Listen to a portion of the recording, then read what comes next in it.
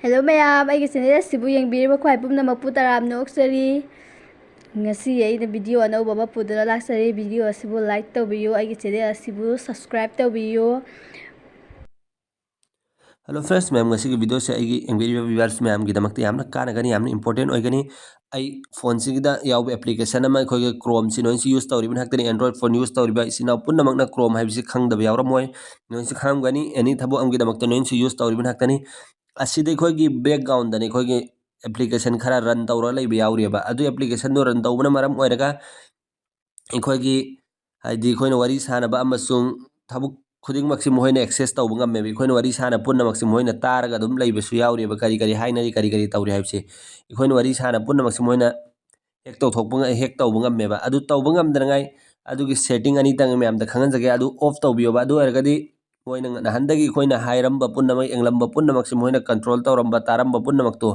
taba ngam dranai karam na adu gi setting do off taw bi gani adu di me am khoi chrome je sang ma thau da gani han bada ai chrome je sangage ma'am को अदुगा तुगी setting दो of तौबियो ma'am ना अदु तौबदगी सिगी three dot से संगबिरो ma'am अदुगा सिगी setting से संगो ma'am अदु सुमेन सिंखत पिर scroll तौ अदु सुमेन तौरा साइड सेटिंग आइस मैम सिदा संगोबा अदु दei खोगी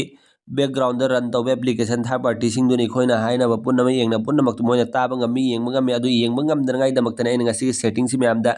खंगन जगा दौ सा अदु damakta मैम सिदा संगा aga साइड सेटिंग आइस हि लोकेशन सि मैम gi ऑन लेरंगनि सि of तौबियोबा si off tawbe thamu na hoina chatliba kaidawriba punnamak tumoina yengba ngamdrangai adu si camera si chu block tawra thambiyo ba si mathau ta debo on tawbagi ma'am si on tawragadi koi camera si moina access tawba ngamme ba hacker sing na oigere ani misa amna adu sigi microphone si chu block tawra thambiyo ba sira maram waragi khoina haina ba punnamak tumoina access tawba ngami taba ngamme ba aduna sigi si on lerangani ma'am gi off tawbiyo adu suma back chatbiyo adu suma notification sing chu off tawra thamge su thambiro ma'am adu sideni sum khoigi soga kadabi khoi soga kadaba dumba setting sing off to bi thamoba aduga men kainom daga sida khangan jage khoigi application ai hafet tang su uhan jage skin da myam da ko side side to uhan bi ge yengo myam si sumana khoigi fattaba photos oigera videos oigera ads lak pe yawi done khoigi chrome sida dum hoina net open taw matam da katu karan gi photos videos sumana myam skin da ubiri si sumana uba yawi ko myam adu uhandrangai damakti khoi si setting si changa off tawbiyo adu aragadi sumba katugaran gi photos adu ada amda advertise la aro bi khoi phone se adu damakta hoji ki site setting ai se halla changbiyo me amna adu si adu scroll tawra singkhat piyo adu ga sida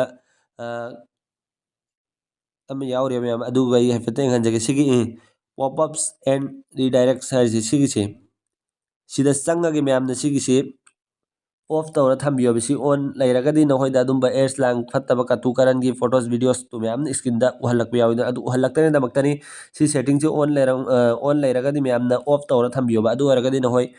phone da katu karan gi adu me am du lak mangam maroi ba sin me am gi da makta ngasi setting ani tang si me am gi da makta yamni important oigani yam kana gani patung so me am gi da makta sum ba kana ga da ba information video upload taw jarake me am naibo yarim koi support taw biyo me am du share taw biyo like taw biyo comment am tu taw biramu adu me am ngasi video si swai delo sen jarake ten takna goodbye.